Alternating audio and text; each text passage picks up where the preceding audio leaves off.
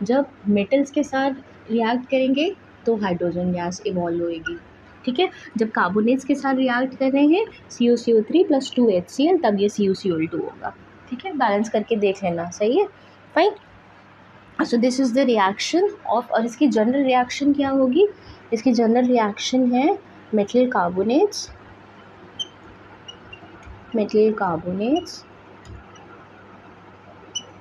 whenever they react with acids, they give salt plus water plus carbon dioxide gas, ठीक है। अब carbon dioxide gas को test करने के लिए क्या रिएक्शन होती है, क्या टेस्ट होता है एक्चुअली, केमिकल टेस्ट।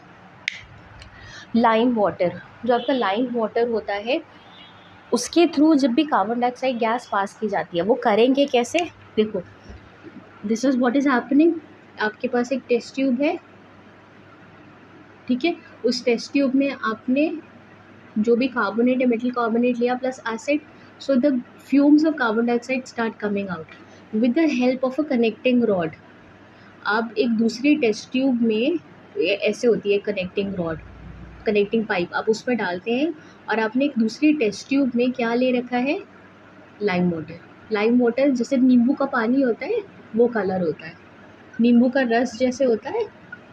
नींबू अगर आप स्क्वीज़ करें, लेमन स्क्वीज़ करें, और जो आपको ट्रांसपेरेंट सा, हम नॉट कम्प्लीटली ट्रांसपेरेंट, लेकिन कोई कलर नहीं होता उसमें, मिल्कीनेस नहीं होती है, हल्का सा ट्रांसपेरेंट ही होता है।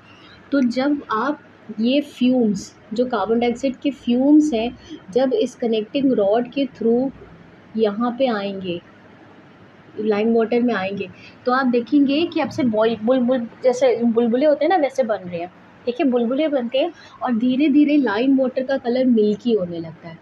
The lime water turns milky, जैसे दूध का कलर होता है वैसा हो जाता है थोड़ी देर बाद।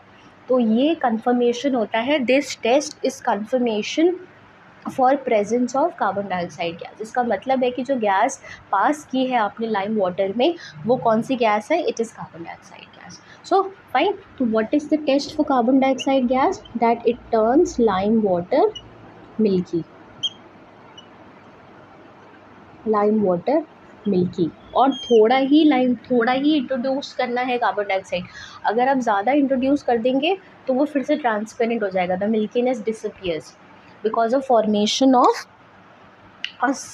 स्टेट। ऐसी स्टेट बन जाती है, मतलब अभी मैं रिएक्शन लिख के दे रही हूँ। So instead of formation of a compound, another compound is formed जो पानी में सॉल्युबल होता है। ये जो कंपाउंड बनेगा जब लाइम वाटर में कार्बन डाइऑक्साइड डालते हैं, that is not soluble in water, इसलिए मिल्की अपीयर होता है। क्वेश्चन पूछते हैं कई बार, why does lime water turns milky? Because the compound which is formed upon reaction of, reaction लिख दो, एक मिनट रुको, कार्बन डाइऑक्साइड प्लस जो कंपाउंड होता है लाइम वाटर, अब वो है आपका कैल्शियम हाइड्रोक्साइड, ठीक है। जो कैल्शियम हाइड्रोक्साइड के साथ कार्बन डाइऑक्साइड रिएक्ट करती है, वेयर शुड आई राइट, यहाँ पे लिख दूँ, ठीक। तो जो कंपाउंड बनता है that is calcium carbonate and water, देखो, carbon dioxide plus calcium hydroxide, ये बनता है कैल्शियम कार्बोनेट बनता है, जो कि मिल्की होता है, जो मिल्की कलर देता है उसको। Fine, this compound is insoluble in water, इसीलिए आपको वो मिल्की मिल्की सा दिखता है, हल्का हल्का सा मिल्की मिल्कीनेस होती है। लेकिन अगर आप उसे एक्सेस में डाल देंगे, देन व्हाट हैपन्स इज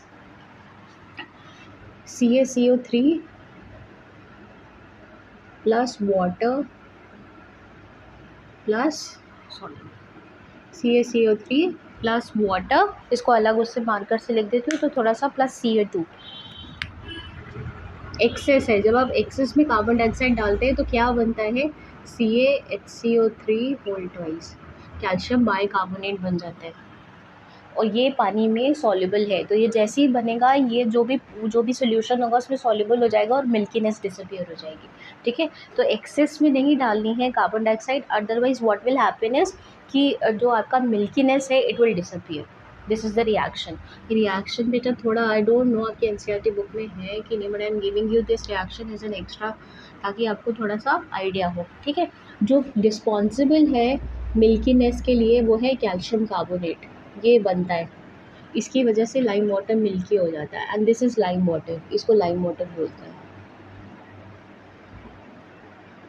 ठीक है, कैल्शियम हाइड्रोक्साइड, कार्बन कैल्शियम, ठीक है, कैल्शियम कार्बोनेट ये बनेगा। ठीक है, और ये जो एक्सेस कार्बन डाइऑक्साइड के इंट्रोडक्शन की वजह से बनता है, ये होता है calcium bicarbonate, calcium hydrogen bicarbonate. ठीक, तो ये जो है ये पानी में सॉल्युबल है, और इसकी वजह से क्या होता है कि जो भी ये कंपाउंड बन रहा है ये पानी में सॉल्युबल हो जाएगा और मिल्कीनेस खत्म हो जाएगी। Fine, so these are two reactions of acids with metals and with metal carbonates. एक और रिएक्शन है जो मेटल ऑक्साइड्स के साथ है, रिएक्शन ऑफ ये हटा देती हूँ, reaction of acids with metal oxides. Metal oxides या उनको बेसिक ऑक्साइड्स भी बोलते हैं। बेसिक ऑक्साइड्स क्यों? बेसिक ऑक्साइड्स इसलिए क्योंकि जब भी वो पानी में अब उनको डिसॉल्व करेंगे इन ऑक्साइड्स को, तो जो सोल्यूशन मिलेगा that will turn red litmus into blue. ठीक है, एसिडिक ऑक्साइड्स क्या होते हैं? Acidic oxides, non metallic oxides जितने भी होते हैं they are all acidic oxides. और मेटलिक ऑक्साइड्स कैसे होते हैं? Basic oxides. ये पढ़ा होगा ना कि जितने भी मेटल ऑक्साइड्स होते हैं वो बेसिक ऑक्साइड्स होते हैं, जो नॉन मेटलिक ऑक्साइड्स होते हैं वो एसिडिक ऑक्साइड्स होते हैं। एसिडिक ऑक्साइड्स इसलिए क्योंकि जब वो उन ऑक्साइड्स को पानी में मिलाएंगे तो वो एसिड फॉर्म कर देते हैं।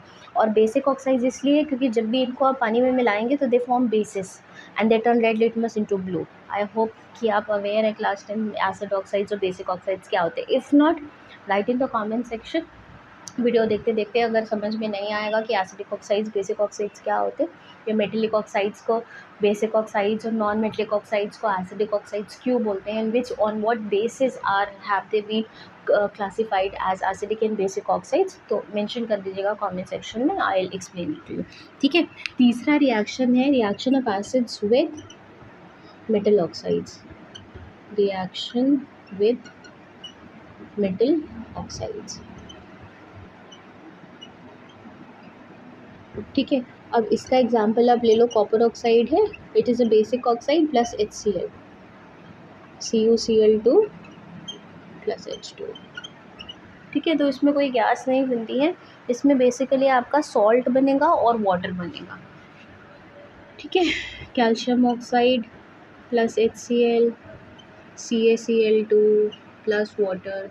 ठीक है, तो वाटर मतलब जब भी ये ऑक्साइड्स के साथ रिएक्ट करेंगे तो सॉल्ट बनाएंगे, they form respective metallic salt and along with that water will be form, water will be given as a by product. ठीक है, तो तीसरा रिएक्शन हो गया reaction with metal oxides in which the acids react with respective metallic oxides या basic oxides to give you salt and water.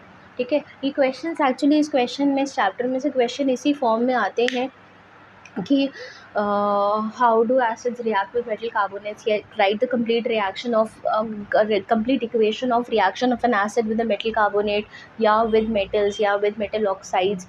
And ये इसमें से भी पूछ लेते हैं जो टेस्ट होता है हाइड्रोजन और आपका कार्बन डाइऑक्साइड के लिए। Fine, so this is how questions are asked from this particular topic.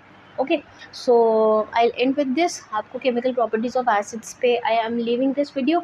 आई जो बेसिक प्रॉपर्टीज़ हैं, जो बेस की प्रॉपर्टीज़ हैं, chemical properties of bases, that I will be dealing later on, and plus along with that I will be explaining you, I just थोड़ा बहुत जो है मैं आपको बेसिक चीज़ जो है, जो थियरीज़ हैं of acids bases, basically of acids and bases, जो डिफरेंट साइंटिस्ट ने दी थी, फॉर्मुलेट करी थी to classify them as weak and strong acids and bases, that I will tell you। थोड़ी थोड़ी थियरीज जो है वो मैं आपको बताती रहूँगी, so that आपको सिर्फ क्लास 10th का ना आइडिया हो, आप थोड़ा सा आगे भी उसका समझ सके और कॉम्पिटिटिव एग्जाम्स वगैरह में वो आपके लिए थोड़ा सा हेल्पफुल हो जाए। Right, okay, so if you find this video informative, if you find this information useful for you, then subscribe to my channel and like this video. Right, okay, then with this I'll end with this video. Thanks for watching class 10th.